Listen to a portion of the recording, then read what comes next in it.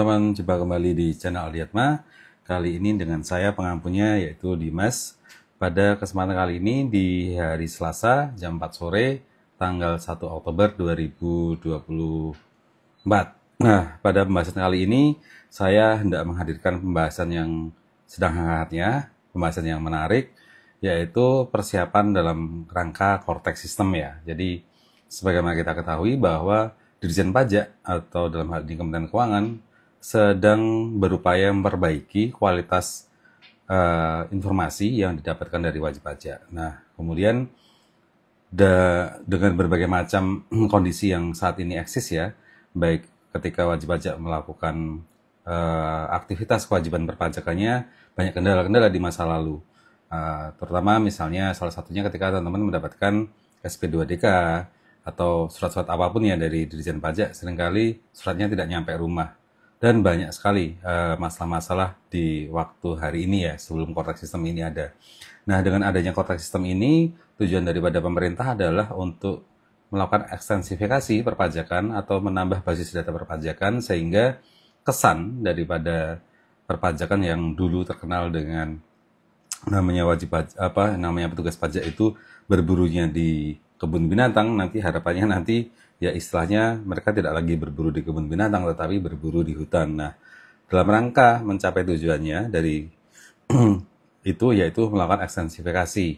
Nah, caranya yaitu dari sekian banyak masalah yang ada di Dirjen Pajak, masalah dari wajib pajak ataupun dari sistem itu sendiri, kemudian pemerintah membuat sebuah sistem baru namanya Cortex System. Nah, Cortex System ini kata kuncinya yaitu hendak menyederhanakan dan hendak memudahkan, dan yang ketiga adalah hendak mengintegrasikan. Mengintegrasikan konteksnya apa? Yang pertama adalah selama ini yang namanya portal-portal untuk wajib pajak memenuhi kewajiban perpajakannya itu banyak sekali ya, dari pajak.go.id, kemudian dari DJP Online, kemudian dari eBupor 21, kemudian untuk urusan PPN ada web e-faktur, Innova, kemudian ada lagi untuk wajib pajak yang hendak mendaftarkan NPWP-nya, mereka harus mengakses erek.pajak. Nah, banyak sekali saluran-saluran daripada perpajakan ini. Nah, di tahun 2024 ini, yang awalnya rencananya adalah di awal tahun, kemudian dipending menjadi tengah tahun, dan sekarang akan mencoba di-deploy atau diaplikasikan di akhir tahun atau awal tahun depan. Nah, ini namanya Cortex System. Nah, Cortex System bahasa Inggrisnya ya, tetapi dalam bahasa Indonesia ini nanti namanya adalah sistem integrasi administrasi perpajakan dalam satu saluran atau CTIS ya namanya ya. Nah, apa saja sih yang ada dalam Cortex System ini? Jadi benar-benar ini 100% baru ya teman-teman. Jadi tampilannya, menu-menunya, kemudian bentuk-bentuk SPT-nya ini total benar-benar berbeda dengan form-form yang dulu-dulu ya, form-form yang dulu-dulu. Sangat-sangat berbeda. Ya, saya sudah mencoba beberapa menunya walaupun masih sifatnya masih dummy, masih simulator ya. Jadi saya sudah mencoba untuk mempelajari isi-isinya dalam harapan saya nanti bisa mempresentasikan ke teman-teman dengan bahasa yang jauh lebih mudah, dengan pemahaman yang jauh lebih sederhana juga, di dalam rangka apa? Di dalam teman-teman nanti memenuhi kewajiban perpajakannya. Secara terminologi akan begini teman-teman.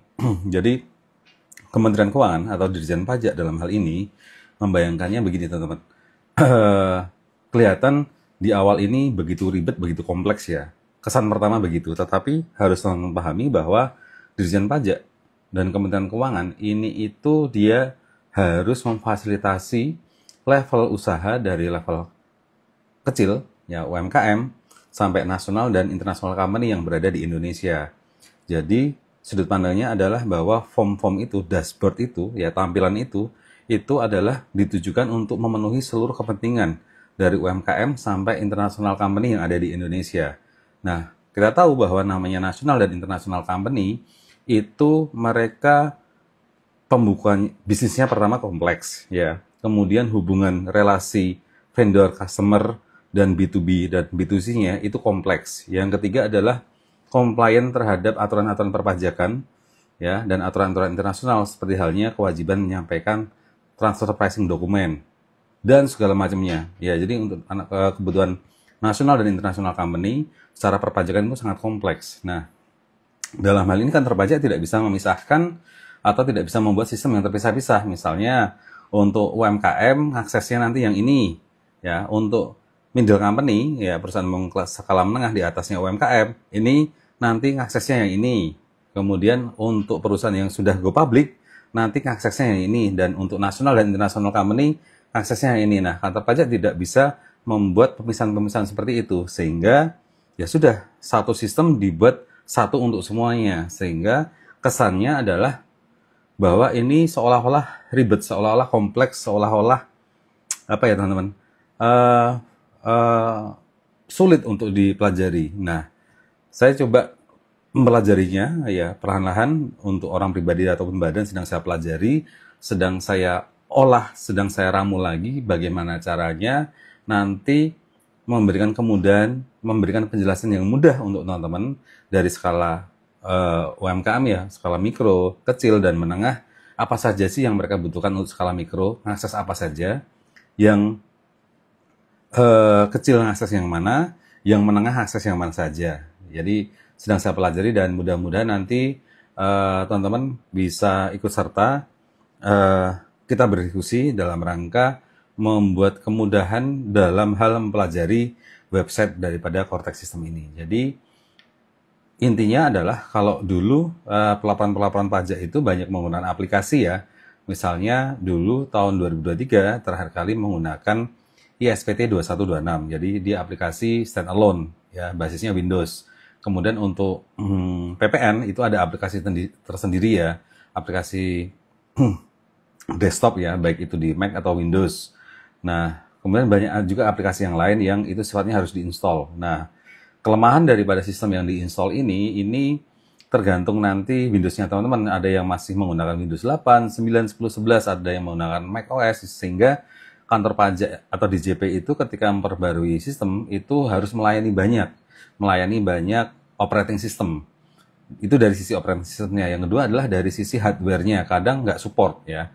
Seringkali banyak bugs ya, seperti teman-teman mungkin yang sudah pengalaman, sudah pernah menjalani pekerjaan di industri perpajakan ya, harus comply dengan banyak aturan, itu seringkali banyak bugs di mana-mana. Nah, sehingga kantor pajak dalam hal ini membuat sebuah sistem yang kemudian diaksesnya bisa universal, sehingga solusinya adalah menggunakan web base. Kalau web base itu maka tidak perlu harus melihat OS-nya apa, Windows atau Mac atau Linux atau segala macam ya, cukup menggunakan web base. Nah, syarat utamanya memang adalah sinyal internet ya. Jadi kebutuhan utamanya untuk mengakses Cortex ini adalah sinyal internet. Jadi harapannya teman-teman juga memiliki sinyal internet yang cukup baik, karena seluruh menu-menu yang ada di Cortex System ini tidak bisa diakses dengan cara offline, harus online. Nah, hal yang paling penting yaitu adalah mengenai nanti kita tahu bahwa yang namanya wajib pajak itu ada orang pribadi dan ada badan ya. Orang pribadi, teman-teman sudah bisa mencobanya dulu ya, walaupun ini masih dummy, dengan cara teman-teman mendaftarkan diri untuk namanya mendapatkan akses simulator. Caranya gimana? Teman-teman nanti tinggal masuk ke akun DJP teman-teman semua, terus nanti di bagian profile tinggal diklik, di situ ada urut-urutan di mana teman-teman bisa minta request untuk mencoba simulator ini untuk orang pribadi ataupun untuk badan ya. Nah, harus diingat bahwa satu NWP hanya bisa digunakan oleh satu user. Jadi misalnya Bapak A ya, nanti yang meminta adalah Bapak A, kemudian dia mencoba untuk dirinya sendiri. Nah, untuk badan nanti ada konteks namanya istilahnya impersonate, jadi menyerupai. Ya, konteks impersonate atau menyerupai ini nanti yang namanya untuk pelaporan badan ini tidak badan lagi yang melakukan, tetapi orang pribadi yang menjadi wakil daripada penanggung jawab perpajakan. Jadi kalau di perusahaan atau di badan itu yang menjadi penanggung jawab utama adalah direktur ya, direktur. Nah, direktur ini yang kemudian menjadi penanggung jawab perpajakan. Yang kedua adalah ketika direktur ini tidak cakap dalam hal akuntansi dan perpajakan, maka direktur tersebut dapat memberikan kuasa ya kepada pegawainya. Jadi syarat utamanya adalah karyawan yang diberikan kuasa untuk mengerjakan perpajakan ini harus memiliki NPWP ya, atau NIK yang sudah diaktifasi menjadi NPWP. itu baru bisa menjalankan. Nah, ketika sebuah perusahaan tadi direkturnya tidak cakap, tidak bisa mengisi, tidak bisa ini, kemudian diberikan kepada karyawan. Kalaupun karyawan ini tidak cakap dalam hal mengisi kewajiban perpajakannya, maka bisa diberikan kuasa kepada pihak luar. Ya, pihak luar itu ada dua macam. Yang pertama adalah bisa konsultan pajak resmi, ya, konsultan pajak resmi.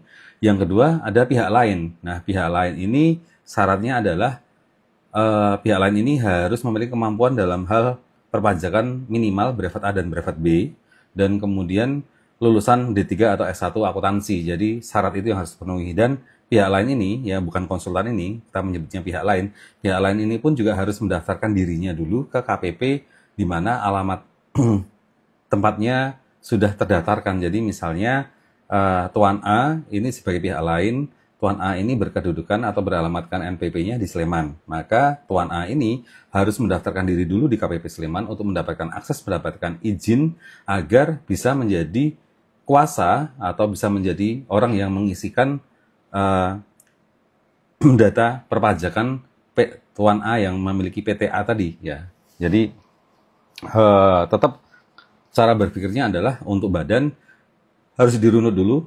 Prioritas yang pertama yang menjadi penanggung jawab adalah direktur. Direktur tidak bisa mengisi, maka dia memberikan kuasa kepada karyawan. Karyawannya harus memiliki NPWP dan juga harus terbukti sebagai nyata-nyata sebagai karyawan. Contoh misalnya, si karyawan tersebut harus juga terdaftar sebagai karyawan dengan bukti apa? Kontrak kerja, ya kontrak kerja, kemudian slip gaji. Ini yang harus teman-teman siapkan ya untuk si karyawan ini. Bila mana karyawan tidak mampu, tidak cakap dalam hal mengisi Kortex nanti, maka bisa dikuasakan ke pihak lain. Pihak lain tadi ada dua ya, ada konsultan pajak dan pihak yang lainnya. Pihak yang lainnya tadi misalnya Tuan A tadi atau misalnya Tuan B tadi, dia bukan karyawan, dia juga bukan konsultan pajak resmi, tapi si Tuan B ini memiliki kecakapan dalam hal perpajakan dengan bukti brevet A dan brevet B, kemudian memiliki kecakapan dalam hal akuntansi, maka si B ini bisa mendaftarkan diri ke KP-nya. Dia terdaftar dulu dan baru mendapatkan kuasa. Nah, itu adalah perihal bagaimana mekanisme Kortex nanti bekerja dalam hal kita masuk entry dulu ke websitenya. Dan kemudian yang kedua adalah siapa yang bisa mengoperasikan daripada Kortex sistem ini untuk yang namanya badan ya. Nah, kita akan masuk kepada pembahasan yang sifatnya sudut pandang. Ya, tidak teknis, tapi ini kalau teknis kan tinggal teman-teman masuk ya, login, masukin username dan password, itu teknis. Tetapi di situ nanti teman-teman akan melihat dashboardnya itu yang banyak banget ya, banyak banget dari pendokumentasian, kemudian dari pembayaran, ada menu pembayaran, ada menu lagi nanti urusannya PPN, ada lagi nanti menu urusannya e-bupot dan macam-macam. Nah, sekarang kita tarik dulu sudut pandangnya untuk kita memiliki helikopter view seperti apa. Jadi secara ringkas dan mudah, jadi Kortex itu terdiri dari 4 bagian ya, 4 bagian utama, yaitu bagaimana teman-teman nanti harus melakukan setting dulu. Jadi sebelum dioperasikan websitenya Kortex nanti, begitu teman-teman sudah bisa login ya, sudah bisa login, artinya sudah terregister dulu. Jadi tahapannya register, kemudian teman-teman login. Nah, setelah login adalah teman-teman harus berpikir bagaimana melakukan setting. Jadi langkah pertama adalah setting. Nah, yang kedua setelah setting, termasuk juga di situ adalah setting mengenai PIC ketika teman-teman nanti memiliki badan. Setting untuk PIC-nya atau personal in charge, siapa yang akan bertanggung jawab dalam hal melakukan pengisian data-data perpajakan. Nah, tadi sudah saya jelaskan bahwa prioritas utama adalah direktur. Ketika direktur tidak sanggup dalam hal mengisi, maka dia bisa memberikan mandat itu kepada si PIC atau karyawannya. Nah, dalam hal PIC ini nanti bisa disetting juga. Jadi dari yang namanya direktur, dia otomatis akan menjadi super user dulu. Super user itu adalah tingkatan prioritas untuk bisa memberikan hak akses, membatasi hak akses kepada yang diberikan kuasa. Ya, dalam hal ini yang diberikan kuasa adalah karyawannya atau konsultan pajak ataupun nanti pihak lain. Nah, harus setting dulu untuk siapa yang bisa mengakses, apa saja yang bisa diakses, batasannya apa saja. Nah, itu harus disetting dulu. Nah, yang kedua adalah tentang apa saja yang harus diisi dengan lengkap dan benar agar sesuai dengan petunjuk agar sesuai dengan kewajiban perpajakannya. Karena apa? Kalau SPT atau form-form itu tidak diisi benar dan lengkap, maka arahnya adalah pidana pajak. Karena dalam hal bunyi pidana pajak adalah bahwa SPT itu harus diisi dengan benar dan lengkap. Nah, berarti pertanyaan kedua adalah tentang bagaimana cara mengisi. Ya, kalau tentang bagaimana cara mengisi itu nanti ada aspeknya, yaitu berupa hukum formal tentang prosedurnya dan hukum material tentang hitung-hitungannya. Ya. Nah, yang ketiga yang harus menjadi pencermatan teman-teman adalah tentang bagaimana cara memantau. Ya, memantau di sini artinya apa? Bahwa dengan integrasi korteks ini nanti teman-teman mendapatkan bukti potong, nanti teman-teman mendapatkan dokumen-dokumen dari kantor pajak, misalnya dapat SPT, kemudian dapat juga SP2DK, atau nanti dapat bukti potong dari lawan transaksi, dapat juga nanti misalnya dokumen-dokumen atau approval untuk PPN masukan. Nah, ini sifatnya memantau ya. Nah, yang keempat adalah, yang bagian paling penting adalah bagaimana teman-teman nanti harus memfollow up. Jadi begitu nanti teman-teman memantau, ada sesuatu yang harus di follow up adalah bagaimana cara memfollow up-nya. Nah, isu dalam hal korteks sistem itu ada 4 tadi. Bagaimana cara setting, yang kedua adalah bagaimana cara mengisi seluruh form-form itu dengan lengkap dan benar, dan yang ketiga adalah bagaimana cara memantau seluruh administrasi tersebut, perpajakan itu, dan yang keempat adalah bagaimana cara memfollow up agar kewajiban perpajakan kita selesai atau kita gugurkan dengan cara legal. Nah, ini adalah sudut pandang yang harus teman-teman pahami ya dalam hal menjalankan kewajiban perpajakan dalam eranya korteks nanti. Nah, harapannya adalah nanti pelan-pelan kita bahas di Adiatma ini dari langkah paling awal tentang register, tentang login, dan lain-lainnya untuk orang pribadi ataupun badan. Nah, nanti mudah-mudahan saya bisa membuatkan videonya, terutama nanti jika korteks sistem ini sudah benar-benar launching ya, karena untuk saat ini korteks sistem ini masih menggunakan bahasa Inggris, kemudian beberapa fiturnya belum diupdate ya, jadi sifatnya masih dummy, masih simulasi, hanya kita mendapatkan informasi yang sifatnya umum dulu ya, sifatnya informasi umum, belum sifatnya teknis, di mana ketika kita mengklik sesuatu itu akan ngefek di klik-klik yang lain. Jadi nanti kita pelan-pelan akan membahasnya satu demi satu dengan cara yang mudah, dengan cara yang apa ya, mindsetnya nanti coba saya turunkan lagi bagaimana cara UMKM ini menjadi mudah, menjadi gampang ngerti mengoperasikan korteks sistem. Jadi korteks sistem untuk UMKM. Jadi saya akan lebih memfokuskan pembahasannya adalah bagaimana korteks sistem ini untuk UMKM. Jadi saya tidak akan bahas untuk korteks sistem untuk yang national company atau perusahaan menengah ataupun international company. Itu tidak akan saya bahas karena Adiatma ini memang fokus untuk memfasilitasi teman-teman belajar akuntansi, perpajakan, pembukuan, keuangan untuk UMKM. Jadi saya tidak akan bahas yang untuk perusahaan-perusahaan yang menengah ke tinggi, saya tidak akan bahas. Nah, selanjutnya adalah mengenai judul ini adalah apa saja yang harus dipersiapkan oleh wajib pajak orang pribadi ya, wajib pajak orang pribadi. Jadi saya sudah lihat menunya. Nah, hal utama yang harus teman-teman sikapi, yang harus teman-teman pahami adalah korteks sistem ini adalah integrasi layanan. Ya, kata kuncinya adalah integrasi layanan. Tadi dari banyak situs-situsnya punyanya kantor pajak, dari e-faktur, Innova, DJP Online dan macam-macam itu diintegrasikan menjadi single address atau menjadi alamat tunggal, yaitu korteks. Tapi saya belum tahu nanti alamatnya adalah apakah korteks.pajak.go.id atau apa. Alamat resminya belum dipublish ya oleh DJP. Nanti kita tinggal nunggu publishnya itu. Nah, dalam korteks sistem ini untuk orang pribadi yang sudah saya pelajari adalah bagaimana korteks sistem ini mengintegrasikan dari berbagai macam informasi yang ada di luar sana. Ya, jadi misalnya saya sebagai karyawan tentu saya akan dipotong oleh pemberi kerja saya. Nah, pemberi kerja saya akan membuatkan bukti potong. Nah, bukti potong ini kalau zaman dulu kita harus minta ke bagian HRD atau bagian admin, kita email untuk minta diberikan bukti potong berupa PDF ya. Nah, dengan eranya korteks sistem nanti, maka teman-teman tidak perlu lagi meminta bukti potong PDF seperti itu. Karena apa? Teman-teman ketika dipotong, maka data teman-teman ini otomatis akan masuk ke data teman-teman semua. Nanti teman-teman tinggal cek di dashboard, pihak mana saja yang sudah memotong teman-teman. Jadi nanti sudah otomatis ada per transaksi per pemotongan, nanti sudah ada summarize-nya, ringkasannya, tinggal nanti dicocokkan dengan datanya teman-teman. Misalnya nanti untuk menghitung pajak terutang, ya kan syaratnya adalah dari penghasilan bruto, dicari netnya, nanti dikurangi biaya jabatan, nanti dikurangi PTKP, sehingga nanti muncul perhitungan akhir adalah DPP atau dasar perhitungan. Nah, untuk ketemu DPP ini kan nanti harus masukkan PTKP nih. Nah, data PTKP ini yang teman-teman harus masuk ke menu setting tadi.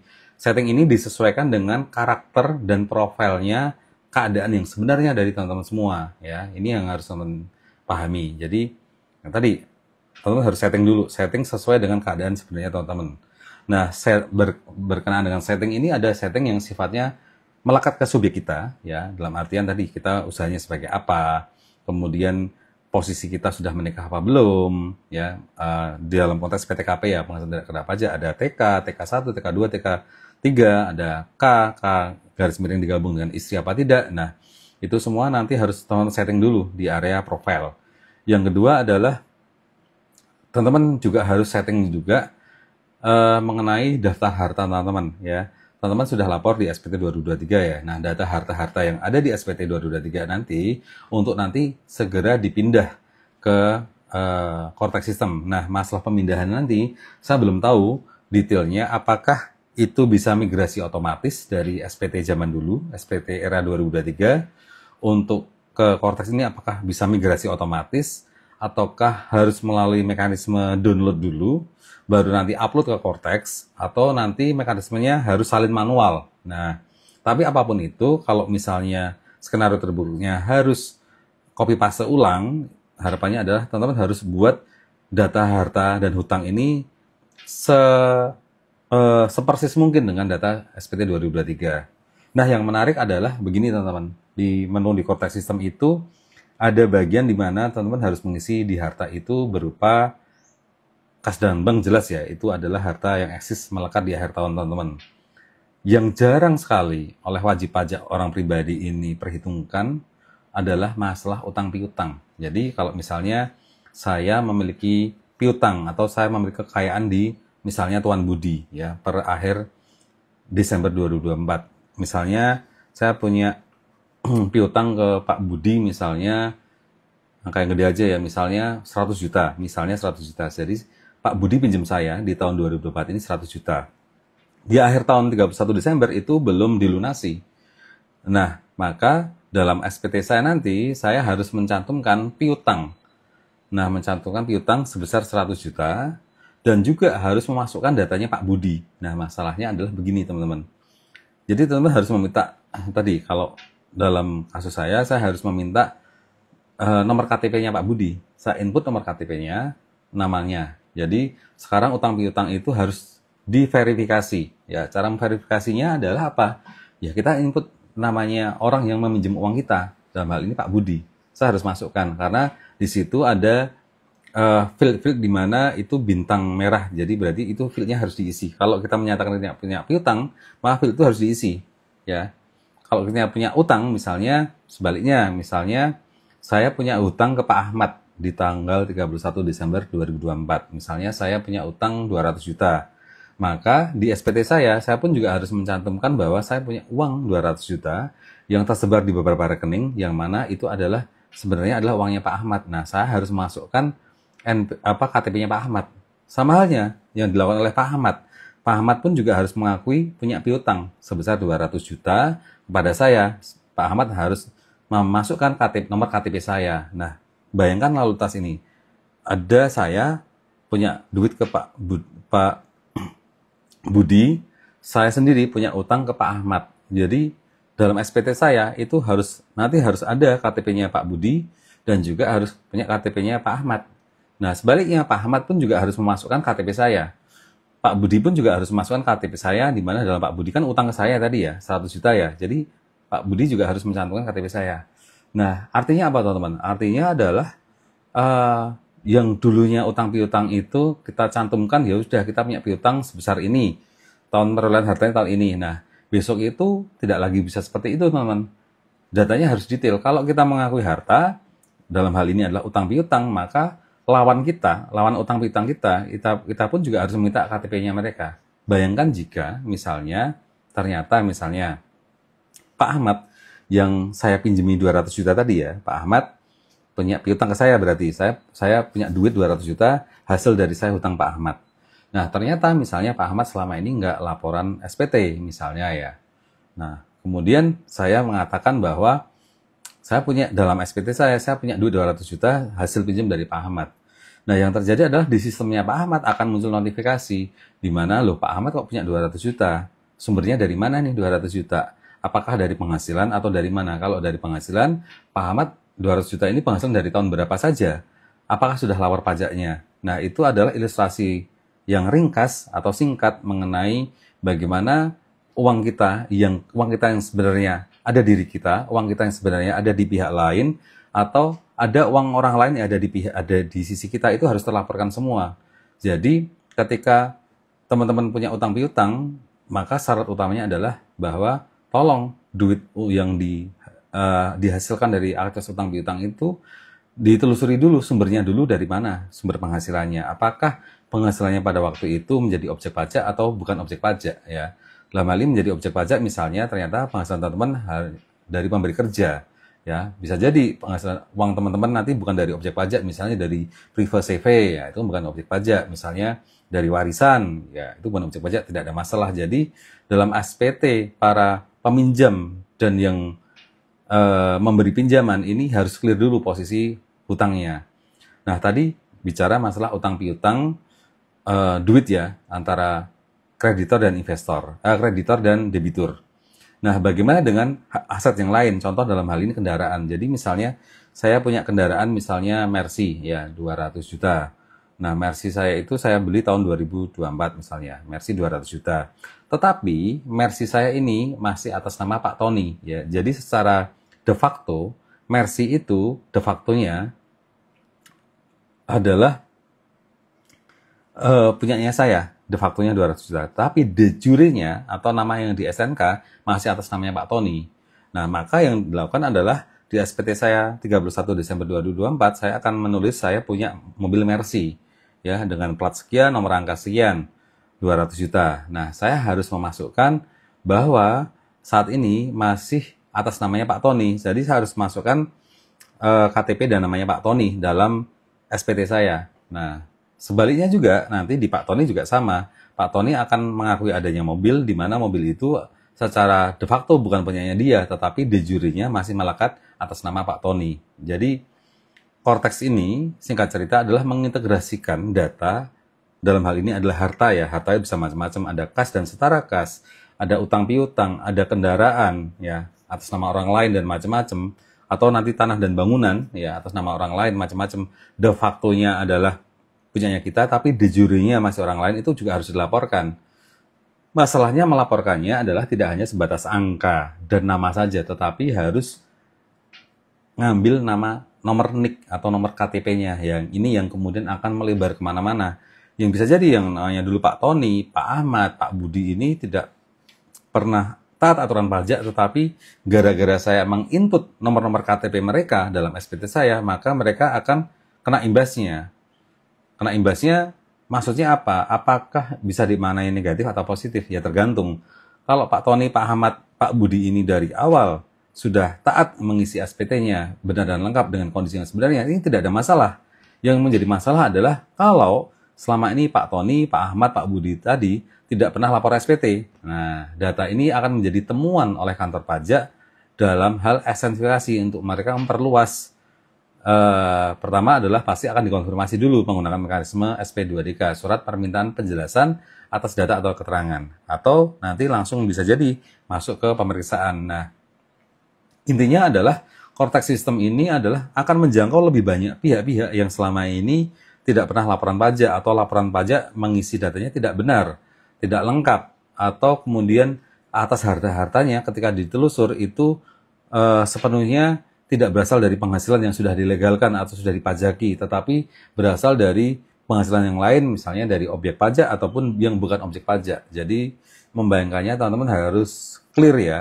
Termasuk teman-teman dalam hal ini yang memiliki usaha, baik berupa CV ataupun PT, ini juga harus teman-teman cantumkan dalam SPT teman-teman. Nah, ini adalah era baru yang namanya integrasi data, yang dulunya dorman, yang dulunya teman-teman bisa cuek, ya teman-teman bisa acuh atas isu benar dan tidaknya pelaporan SPT. Nah, nanti nggak bisa lagi ketika eranya Cortex. Nah, yang berikutnya adalah apa yang bisa dilakukan sekarang. Yang bisa dilakukan sekarang adalah teman-teman review lagi SPT orang pribadi teman-teman, review dulu mengenai benar tidaknya kondisi pada tanggal 31 Desember 2023, 31 Desember 2022, 2021, 2020, minimal 5 tahun ke belakang, coba dicek lagi posisi harta hutangnya, posisi penghasilannya, dicek lagi, agar apa nanti ketika Cortex ini sudah jalan, data teman-teman sudah benar, sehingga nanti tidak muncul masalah di kemudian hari. Ya, masalah tidak hanya bisa menimpa teman-teman, tapi adalah relasi teman-teman yang tadi utang piutang, kendaraan pinjam meminjam, de facto de jure-nya, tanah dan bangunan masih atas, ya kepemilikannya mungkin teman-teman yang memiliki, tetapi masih dikuasai oleh pihak lain. Ini pun juga harus teman-teman clearkan. Karena apa? Cortex ini luar biasa, sistemnya terintegrasi. Ini yang harus teman-teman ketahui, harus teman-teman sadari bahwa sekarang tidak lagi bisa untuk kita menghindar, untuk kita kemudian melalaikan kewajiban perpajakannya. Ini sudah bukan eranya lagi. Ini adalah eranya keterbukaan, eranya sinkronisasi data, eranya kemudian ya kita apa adanya saja, ya kita apa adanya saja. Karena ternyata kalau teman-teman sudah berpengalaman, pada akhirnya kehidupan itu ya paling enak dijalani dengan kondisi apa adanya, ya dengan kondisi di mana teman-teman melaporkan penghasilan, harta dan utangnya ya apa adanya saja. Pihak lain yang pinjam itu harus siap menerima konsekuensi ketika kita akan laporan di SPT. Nah, ini yang harus teman-teman komunikasikan kepada pihak-pihak yang pinjam uang teman-teman, atau teman-teman meminjam pinjam dari orang lain. Kemudian kalau teman-teman meminjam dari bank, otomatis itu nanti sudah datanya sudah ke-upload ya, bahwa teman-teman memiliki utang ke bank A, bank B, bank C, itu nanti dari Slik OJK datanya sudah muncul ya. Kalau utang piutang pasti datanya sudah muncul untuk orang pribadi. Nah, kemarin ada isu ketakutan daripada teman-teman bahwa apakah bank bisa mengakses data orang pribadi. Nah, kalau mengakses apanya dulu? Ini yang harus kita perjelas. Yang dimaksud mengakses adalah bahwa utamanya adalah kantor pajak itu akan menerima laporan dalam bentuk laporan pendapatan bunga yang teman-teman dapatkan dari pihak bank. Jadi kalau teman-teman memiliki tabungan, deposito, pasti teman-teman akan mendapatkan pendapatan bunga ya. Nah, pendapatan bunga ini yang akan terlaporkan ke kantor pajak oleh siapa? Oleh perbankan. Kalau itu pasti, ya. Nah, bagaimana dengan saldo mengendap?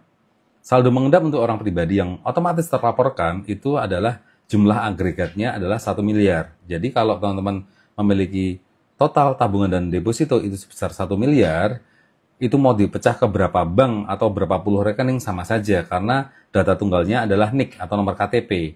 Data tunggal ini yang kemudian ditarik oleh kantor pajak sehingga akan ketemu di banyak hal, ya, ketemu di banyak perbankan. Nah, ketika saldonya mencapai 1 miliar, maka teman-teman pasti datanya sudah terlapor ke kantor pajak. Lantas pertanyaannya adalah, lalu bagaimana? Ketika bagaimana itu harus diperdalam lagi ya diskusinya. Lalu bagaimana dalam konteks positif atau konteks negatif? Kalau lalu bagaimana itu ternyata teman-teman selama ini menyembunyikan banyak harta, banyak yang tidak terlaporkan, nah ini sudah saatnya teman-teman melakukan pembetulan SPT.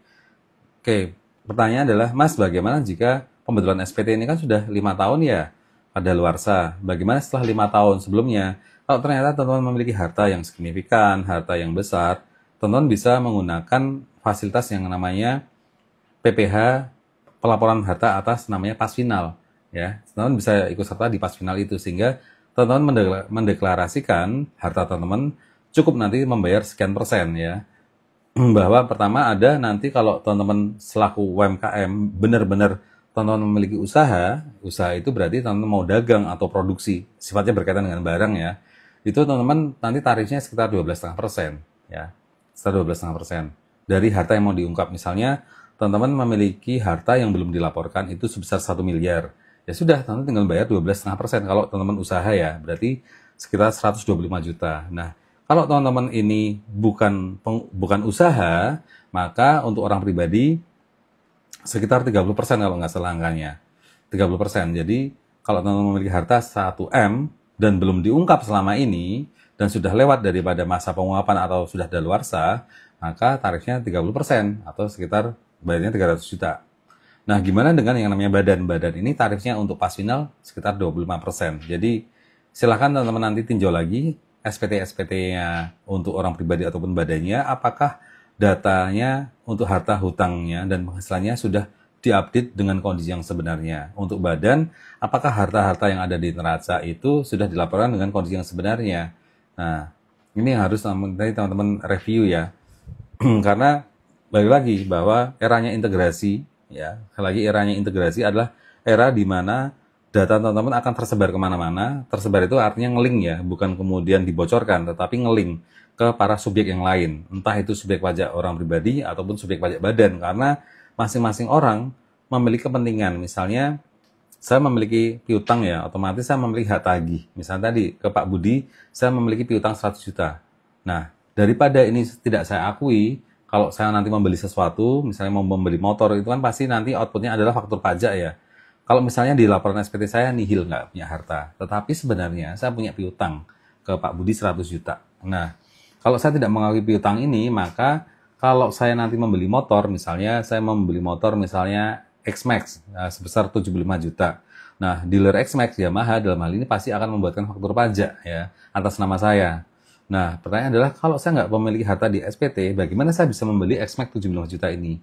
Maka biar saya nggak dikenai denda atas temuan itu, maka ya sudah, saya mau nggak mau harus mengakui saya punya piutang ke Pak Budi, saya memiliki harta saya di Pak Budi sebesar 100 juta. Otomatis saya akan memasukkan nomor KTP-nya Pak Budi ini ke dalam SPT saya, sehingga saya sah ketika saya nanti membeli X-Max, karena memang ada sumber uangnya. Di SPT saya memiliki 100 juta yang mana dipinjam Pak Budi, kan gitu. Nah, saya membeli X-Max dari uang yang Pak Budi lunasi. Jadi begitu jalan ceritanya.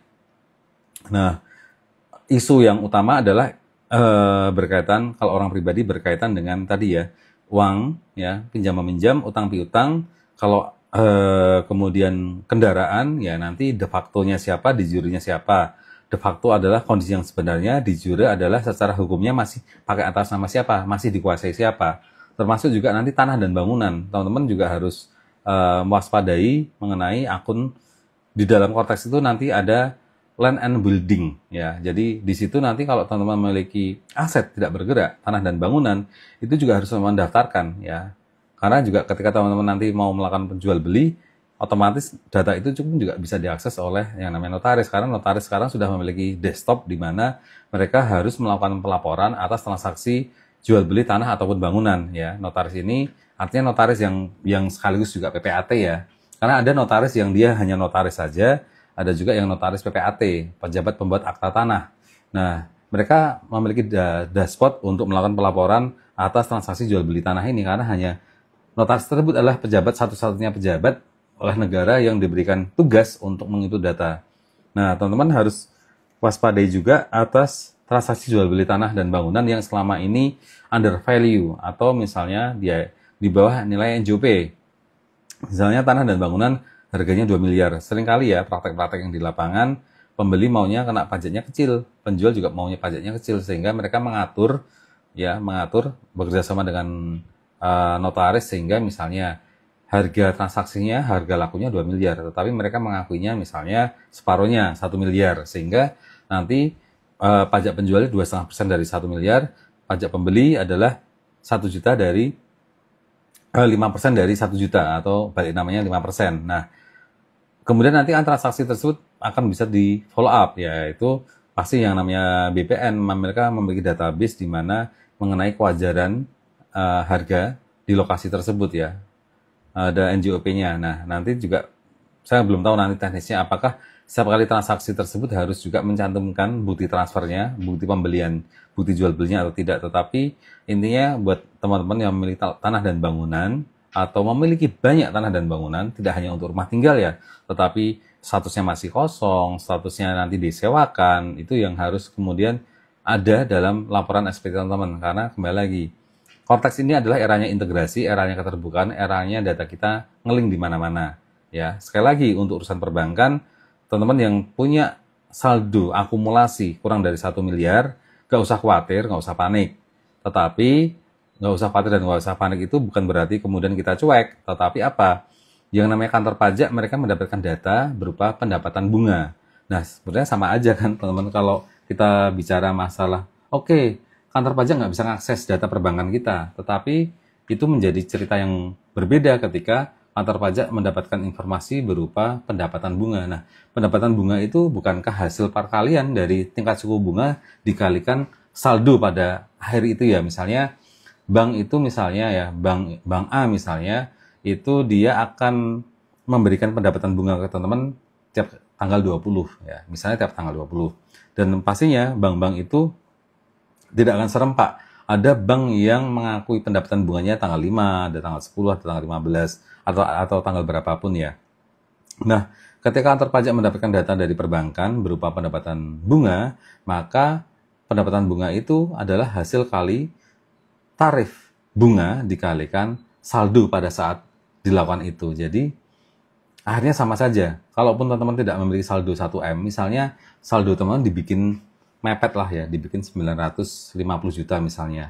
Toh juga sama aja. Kantor pajak juga tahu dari akumulasi apa yang namanya pendapatan bunga yang teman-teman memiliki. Jadi ya pasti kantor pajak akan memiliki cara lain di mana cara-cara yang tidak akan melanggar yang namanya undang-undang perbankan ya. Dalam undang-undang perbankan memang diatur tentang kerahasiaan data nasabah secara saldo. Tetapi secara data pendapatan bunga mereka nggak ada masalah ya, tidak ada dalam konteksnya undang-undang perbankan yang pemanfaatannya memang oleh Ditjen Pajak sendiri. Jadi pemanfaatan khusus kan, perbankan tidak boleh memberikan informasi mengenai pendapatan bunga ke pihak-pihak yang tidak memiliki kepentingan. Jadi ini diatur khusus oleh undang-undang di mana kantor pajak atas nama keterbukaan informasi ya, keterbukaan informasi dalam rangka perpajakan. Jadi ada aturan khusus ya mengenai akses terhadap perbankan, yaitu nanti dengan aturan yaitu atas keterbukaan informasi dalam rangka kewajiban perpajakan. Nah, ini ada aturan khususnya ya. Jadi sekali lagi teman-teman yang memiliki harta, memiliki utang dan memiliki pendapatan yang selama ini belum diupdate, belum kondisi yang sebenarnya, belum kondisi de facto dan de jure, ini untuk segera dibuatkan SPT pembetulan. Karena nanti ketika eranya Cortex semua sudah serba ngeling dan jangan sampai teman-teman nanti kaget bagaimana kok dataku bisa muncul seperti ini ya, seperti ini. Ya, itu adalah cerita yang singkat mengenai Cortex System untuk wajib pajak orang pribadi.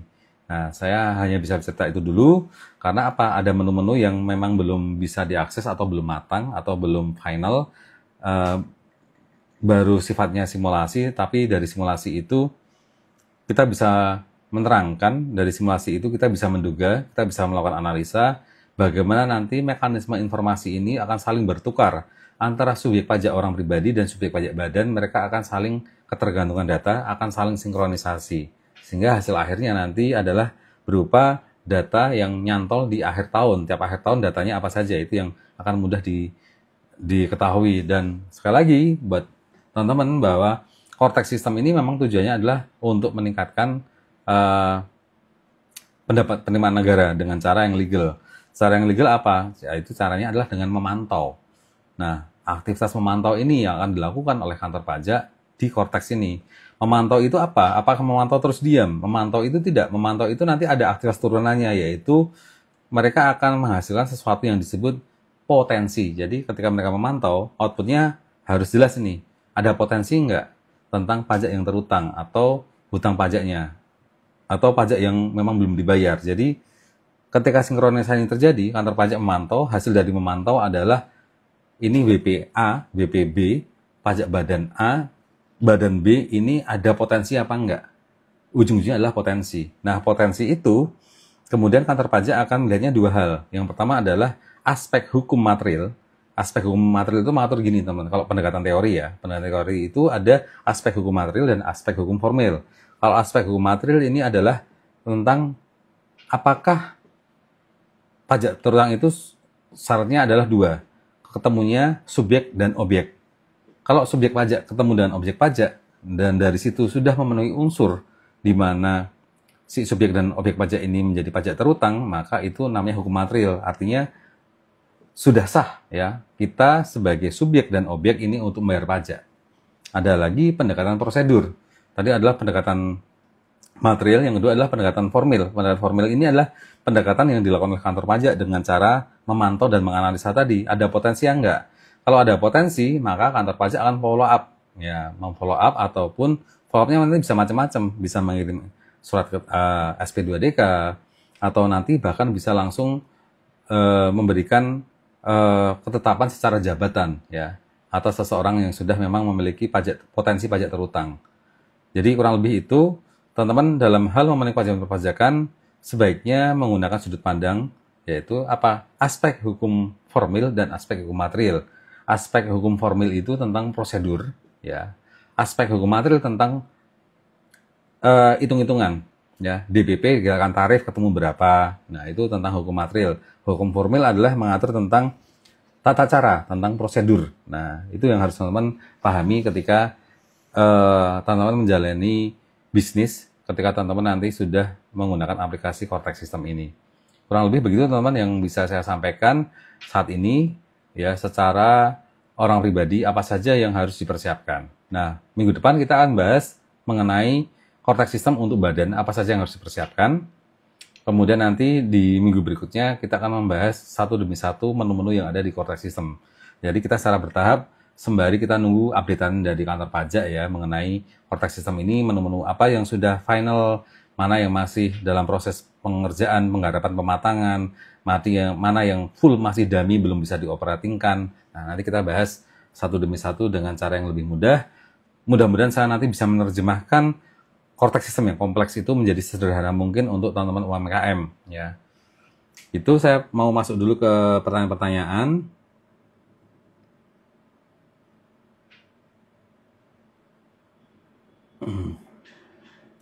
Pertanyaan.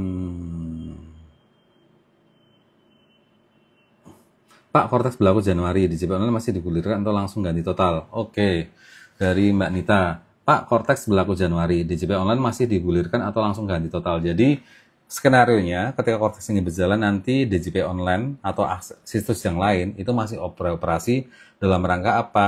Dalam rangka ketika nanti bisa jadi ada kewajiban perpajakan teman-teman di waktu lampau itu belum tuntas. Nah, cara menuntaskannya hanya bisa menggunakan akses dari DJP online tadi. Nah, jadi Cortex System jalan, ya, dia misalnya hari ini dan ke depan, mungkin untuk peristiwa di masa lalu itu akan diselesaikan menggunakan DJP online, ya. Jadi, ya setahu saya ketika saya baca-baca itu, ketika Cortex System jalan, aplikasi yang lama yang masih berfungsi, berguna, terutama untuk melakukan pembetulan ya, itu tidak akan langsung di-shutdown, ya.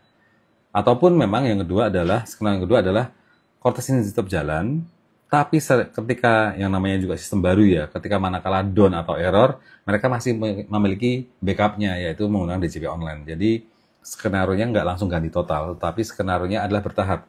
Cortex jalan, namun aplikasi lama yang masih berfungsi, yang masih berguna, apalagi untuk proses-proses pembetulan, ya seperti pembetulan, itu tetap akan jalan, nanti ini akan lama-lama akan surut ya, untuk akses yang lama akan surut, akan dimatikan pelan-pelan, tetapi seiring dengan matangnya data yang ada di Cortex System ini nanti ya. Matang itu dalam artian fitur-fiturnya sudah sempurna, kemudian secara server, secara load data dia juga nggak ngebugs ya, kemudian dia juga bukan hanya ngebugs tetapi time periodnya, ping periodnya itu juga tidak lama kan, karena seringkali ada ya yang namanya website itu ketika kita ngeklik, walaupun akses internet kita udah bagus ya, tetapi datanya ngeloadnya lama. Nah, itu namanya ping servernya apakah masih lama apa tidak. Nah, nanti akan menunggu itu ya.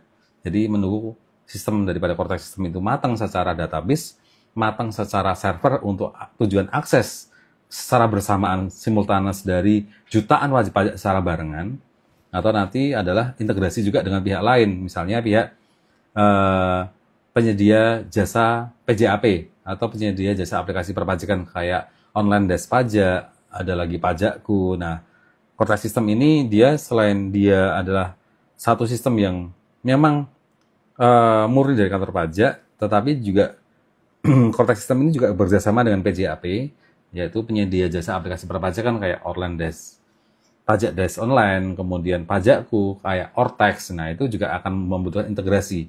Jadi, masih membutuhkan lama waktu dalam hal kematangan, ya. Kematangan tadi dalam konteks universal, ya. Servernya sudah bagus, dalam sekian detik bisa diakses oleh jutaan orang ngeklik di detik yang sama, juga tidak trouble, tidak ngebugs, dan banyak pihak-pihak yang sudah terkoneksi, ya, dengan sistem baru ini. Kurang lebih begitu, Mbak Nita. Kemudian, mohon bertanya Pak, Mbak Lucy. Mohon bertanya Pak, jika untuk pajak badan ada supervisor dan staff, nama siapa yang didaftarkan ya? Nama supervisornya atau nama staffnya? Kalau merunut buku manualnya, ini adalah super usernya dulu. Super usernya harus ditentukan dulu, ya. Jadi direktur, ya, karena direktur itu adalah penanggung jawab perpajakan, pasti direktur, ya. Nggak boleh komisaris atau nggak boleh sekutu pasif kalau di dalam CV. Jadi kita bicara dulu mengenai bagan organisasi, ya. Dan namanya badan, ya, dia ada badan hukum dan ada badan usaha. Badan usaha itu CV.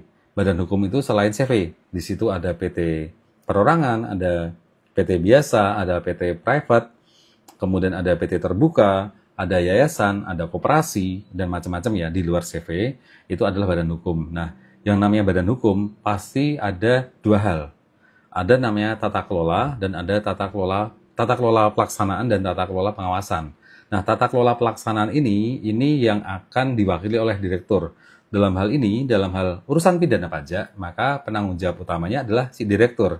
Nah, ketika direktur ini yang harus melakukan setting dulu, ya, setting dulu. Siapakah super powernya atau super usernya? Super usernya adalah direktur. Direktur bisa mengakses ke semuanya.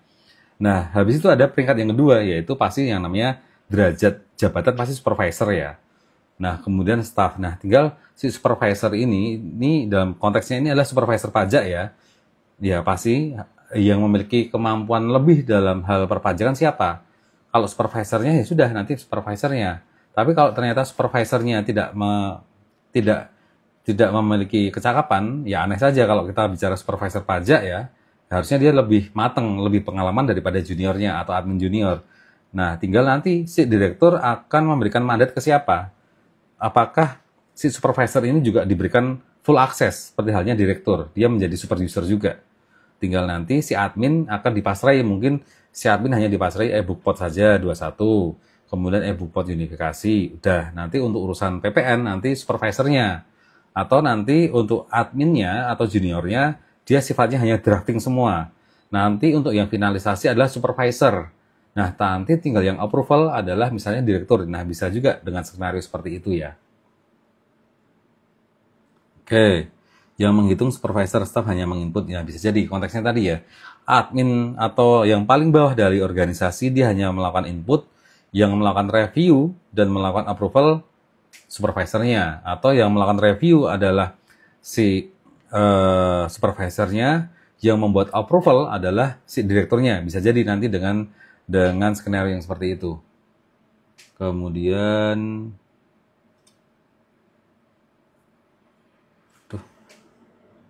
oke teman-teman, ini sepertinya udah nggak bisa di-scroll ke bawah lagi, ya. Oke, kurang lebih begitu teman-teman. Nanti jika ada informasi, ada pertanyaan yang kurang jelas, nanti bisa teman-teman posting di kolom komentar dari postingan ini, ataupun nanti bisa di DM. Kita akan kembangkan diskusinya, karena ini hal menarik buat teman-teman semua. Cortex System era baru, era teman-teman nanti sudah saatnya era keterbukaan dan integrasi data. Karena integrasi data itu teman-teman membayangkannya jangan hal yang merepotkan buat teman-teman, tapi itu justru akan mempermudah. Tapi dibalik sebelum ini mempermudah, maka ini pasti ada pain, ada rasa sakit yang harus teman-teman terima dulu. Rasa sakit dalam bentuk apa? Dalam bentuk misalnya teman-teman harus belajar dulu, kemudian lawan transaksi kita juga harus sama-sama pinter. Kalau mereka nggak pinter, kita akan terganggu, ya. Jadi Cortex System ini akan mempermudah teman-teman semua, manakala ada syaratnya. Teman-teman sudah cakap dan lawan transaksi teman-teman juga cakap. Nggak akan ada bedanya kalau teman-teman sudah cakap tapi lawan transaksinya masih bodoh atau nggak mau tahu. Nah, itu akan menjadi masalah buat teman-teman semua. Nah, kurang lebih begitu teman-teman. Kita lanjutkan diskusinya minggu depan. Minggu ini selesai dulu. Nanti akan diposting juga di YouTube. Kalau teman-teman berkenan untuk diskusi juga di kolom komentar, monggo silahkan. Kurang lebih begitu yang bisa disampaikan. terutama untuk Cortex System, saya disclaimer dulu bahwa per hari ini, per jam ini, tanggal 1 Oktober 2024, jam 5 sore, ini Cortex System masih terus di-upgrade, masih terus berlangsung. Jadi jangan teman-teman percaya sepenuhnya pada konten ini ya, pada konten sore ini, karena Cortex System masih terus di-upgrade ya. Kurang lebih begitu teman-teman. Sampai jumpa di pembahasan berikutnya. Terima kasih, salam sehat untuk semuanya.